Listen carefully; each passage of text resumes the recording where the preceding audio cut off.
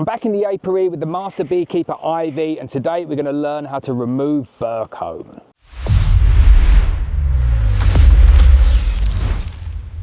And lots of bees are trying to sting me. And lots of bees are trying to sting her. And you. And me. Have you been stung yet?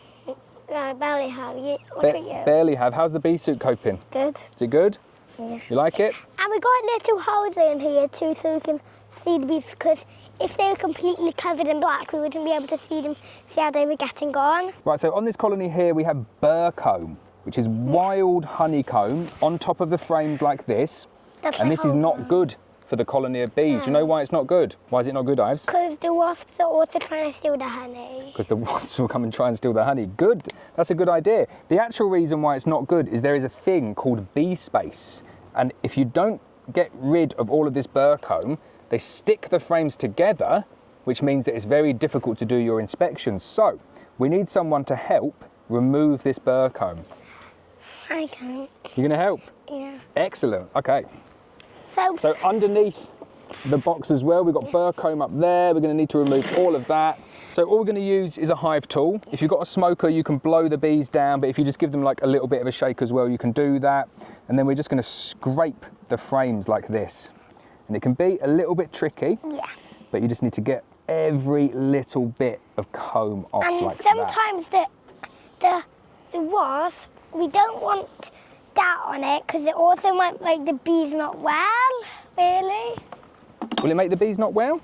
Maybe. And you also don't want to make sure you get any of the bees with that tool, or make sure your kids at home don't use them either.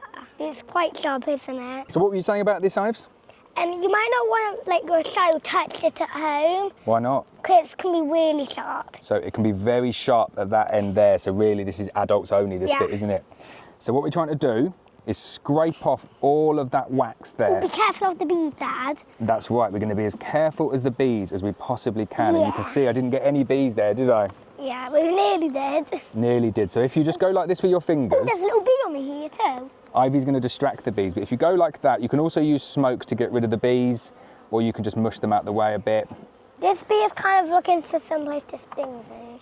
But you just want to get the frames nice and clean like that. As you can also see on some of the bees, as you can see on some bees, they have little fluffy bits as well, don't they? So what's the fluffy bit? I'll try and get one to show you. Come on, little bees.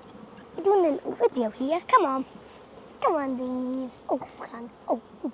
The reason that the bees actually create this burr comb there is because the spacing wasn't correct in the previous box. Basically, anywhere in a beehive, you need to have all of the spaces at pretty much 8mm. If it's any less than 8mm, what they do is they properlize it all together. And if it's any more than 8mm, they fill the gap with burr comb to create an 8mm gap. So by taking this away, all of the bee space is correct again on the beehive, and it means that they shouldn't create any more. So I've just been collecting all of this burr comb here. This is good quality beeswax, this. So if you melt this down, you can turn this into beeswax candles, you can turn it into foundation, you can do loads of things with this, but don't just chuck it on the floor. It's a disease risk chucking that away. So keep it nice and secure, somewhere safe. I'm gonna chuck all of this into a bucket and then we'll reuse it again. Now I've got loads of burr comb on this side of here as well. Just gonna try and get the bees off it with a little tap. Oh, you doing big taps, not little taps. Well, why were you doing big taps then? So just getting the bees off there now.